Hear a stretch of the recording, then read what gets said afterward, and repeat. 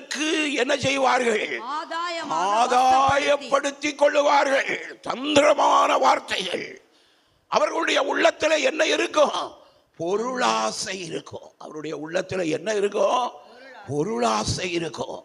பொருளாசை உள்ளவர்கள் தந்திரமான வார்த்தைகளால் உங்களோட பேசி என்ன செய்வார்கள் என்றால், வாசிங்கள், ஆதாயமாக வசப்படுத்திக் கொள்ளுவார்கள். அநேகர் அப்படி தெரிவார்கள். உலகத்தில் அப்படிப்பட்டவர்களை பார்க்க முடிகிறது. ஊழியம் என்றால், இப்படிப்பட்ட செயல்கள் என்றால் அது ஒரு ஆதாய தொழில் என்பதாக நினைக்கிறார்கள். எல்லாரையும் பற்றி குற்றம் சொல்லுவார்கள், குறை சொல்லுவார்கள்.